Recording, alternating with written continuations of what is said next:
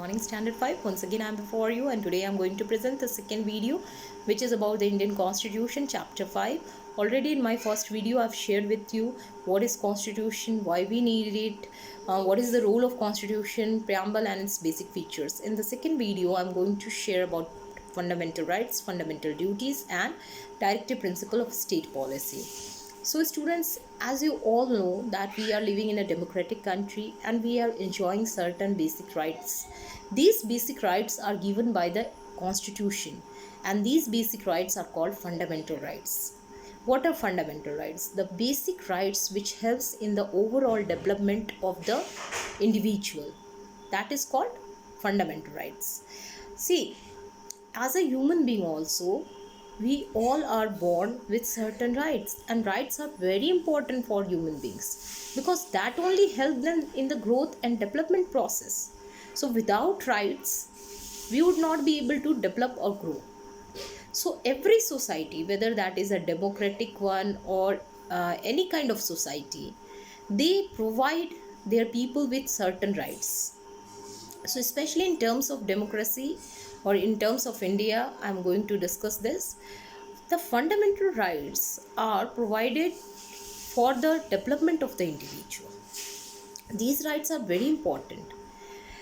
They not only help in the existence of the individuals but also help in the overall development of the individuals.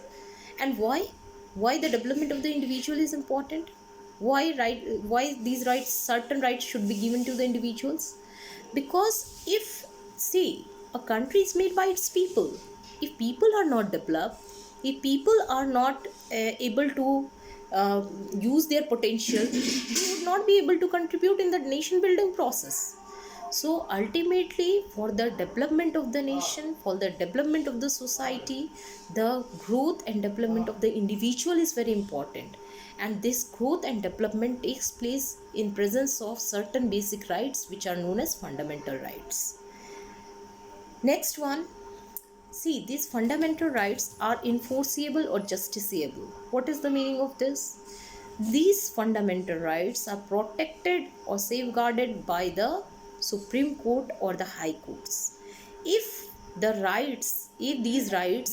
of these rights are hampered, damaged, or violated by government or any individual, the person can directly move to the Supreme Court or the High Courts for justice.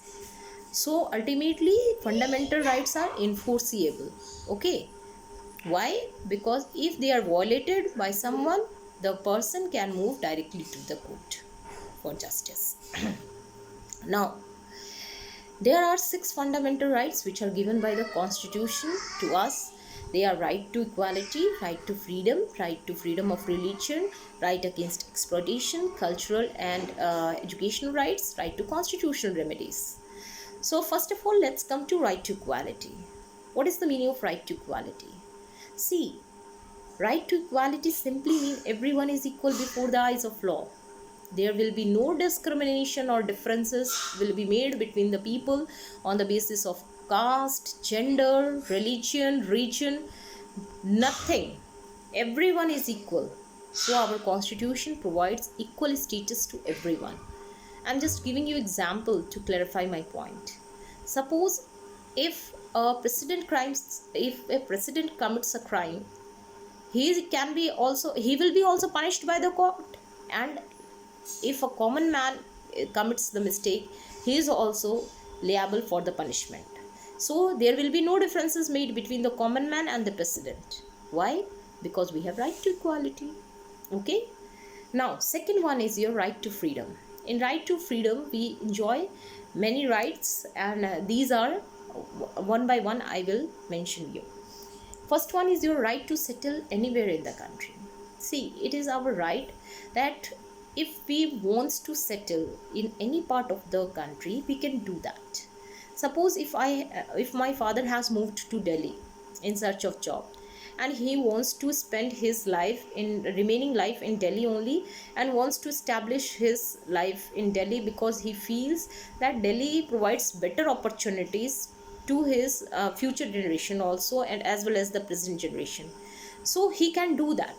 Okay, he is having this right that he can go for permanent establishment there. Second one is your freedom of speech and expression. Freedom of speech and expression means you are free to speak. Mommy. You are free to express. Mommy. Suppose I'm giving you example. We all are living in this country.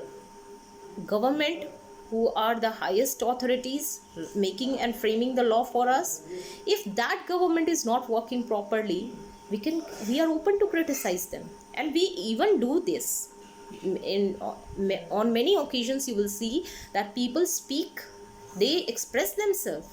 That is not this is a right to freedom, and that is in many of the countries you will see this right to freedom is not given.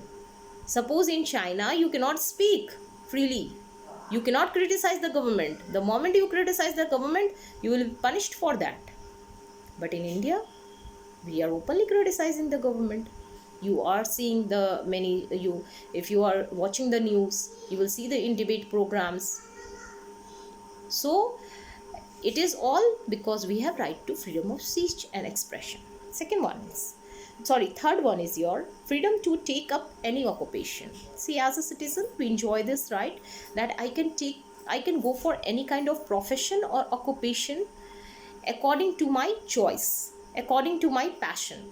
There is no pressure that I have to move to a certain field only. Suppose if I am a teacher, it is not necessary that I can pursue I can go for only teaching job. Even if I want to go for entrepreneurship, I can do that, because we have freedom to go for any kind of occupation in India. Okay, next one is your freedom to move anywhere in the country. You are free to move in any part of the country. Okay, not only for for education process, we move from small cities to the metropolitan one. Even for the tourism also, we move to the different corners of the country. Even for business purpose, people move from one part to another part. It is all because we have this freedom to move in anywhere in India. Next one is your freedom to assemble without arms anywhere in the country. See, we have been given this freedom that we can go for peaceful gathering. Association means gathering. So if suppose for a cause we want to make an association and go for peaceful dharna, we can go for that. But association will be without arms. There should be no arms present while gathering or associating with the people. Okay, because that is violation of law. If you are going for associations or gatherings with arms, that is clearly a violation of law. Now last one is your freedom to form associations. See, what are associations? Associations are the interest groups. Okay, like your teachers association, students association, trade union. Suppose your students union, it is presenting what it is presenting. The students, they are presenting their interest before the government or before the college authorities or before any individuals. So to protect their interest, to address their grievances, the people form the associations. Likewise, your trade union, it is formed to protect the interest of the traders, merchants. So in India, you have this facility that you can go for the establishment of the associations, and you can present your interest before the authorities. Okay. Now, your next right is your right against exploitation. Exploitation simply means taking undue advantage of someone or treating somebody in a very unfair manner.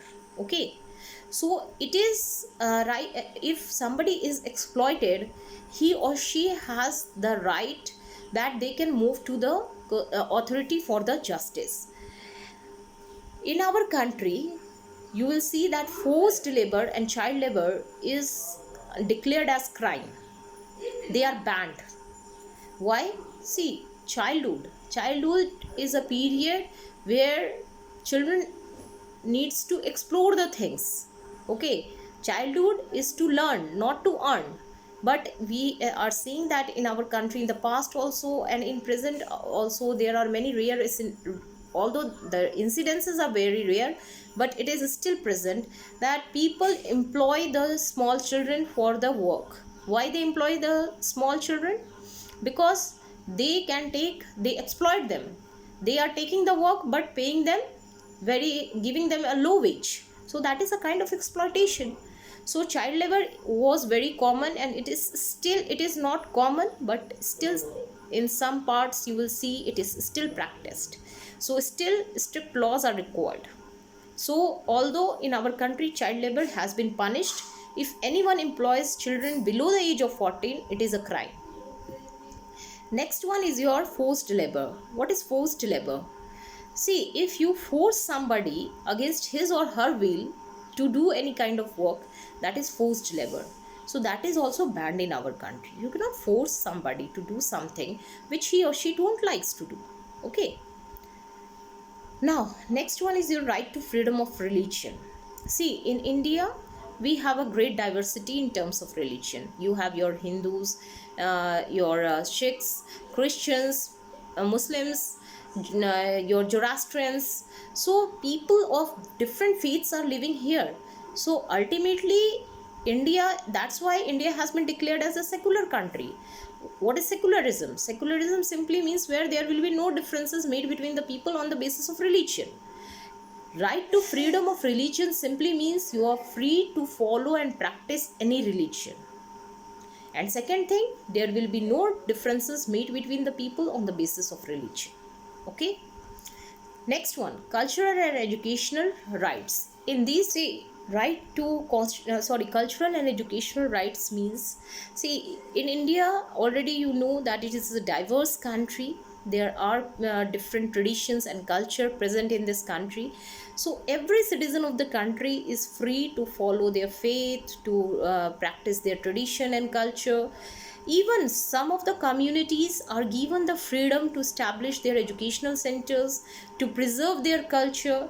So under this right, the various different groups and communities, the different cultures and traditions are given freedom to practice and preserve their culture and diversity.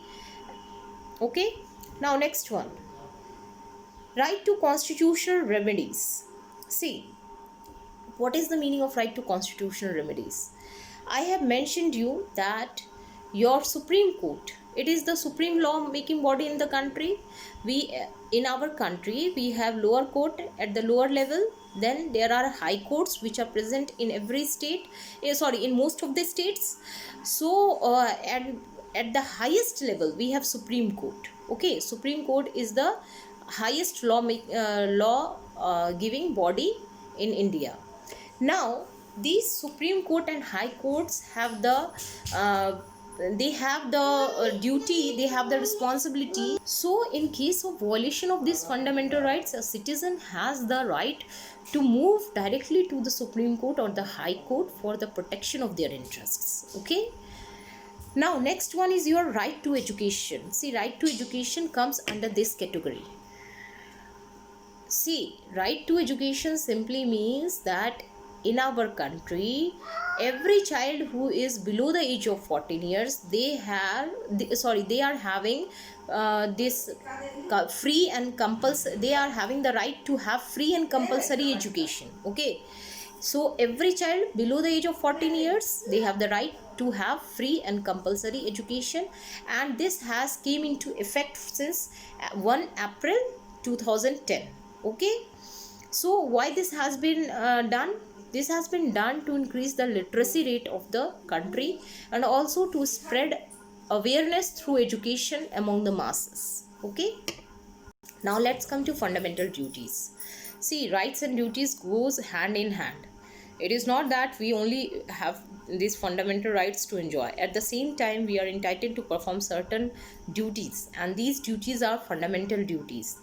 So as rights are important for us, likewise duties are also important for the overall development, not only of the individual but also for the growth and success of the country as a development nation. See, I'm giving you an example to clarify why fundamental duties are important. Suppose if we have right to freedom of speech and expression, means we can speak whatever we feel and believe, but at the same time we should have this fundamental duty to express our beliefs and what we feel in such a way that it should not hamper the sentiments of somebody. Sorry students for the interruption. So now let's come to fundamental duties. See, the fundamental duties are as follow. The first one is we must abide by the rules laid down by our constitution. See, I've told you, constitution is the supreme law making body in the country. So it is the highest law of the land. So everyone has to follow the rules and regulations made by the constitution. That is our first fundamental duty. Second one is we must promote peace and harmony. See, any society cannot grow and develop in absence of peace and harmony. So peace and harmony is very important. So as a citizen, it is our duty to promote it in the society. Third one, we must protect and preserve our national heritage. Yes. See, national heritage, all those things which are having the importance or vitality or which are connected to our nation's past or even to the present also, it is our duty to protect them and preserve them, okay, because they represent our identity. Next one, we must work to uphold the sovereignty and unity of our nation. See, sovereignty means independence. So we should work in such a way as a citizen, it is our duty to function in such a way that unity and integrity or sovereignty of the nation should not be hampered, should not be damaged. Okay, we should function in such a way. Next one, as the citizens of India, we must protect public property and not damage it. You will see on many occasions people damage the public property. See, public property, actually government takes the tax from us, and public property is the property which has been made by your and mine tax. So if we are damaging it, we are indirectly, we will suffer. Who will suffer? We will suffer. So public property is for our betterment. For it is our kind of facility which is given by the government to us. So ultimately it is our duty to protect the public property. Last one is we must avoid violence. See, violence is not good for any society. Okay, so if we want to develop our society and nation, if we want to live a healthy life, definitely we have to avoid violence. That is a fundamental duty of us. Now, last topic is directive principles. See, there are certain guidelines which are laid down by the constitution for the government to follow. Okay, and these guidelines are actually the directive principles of a state policy. Now, why these directive principles has been provided by the constitution? Actually, it is a kind of guideline which has been given by the constitution to promote social and economic equality in the society.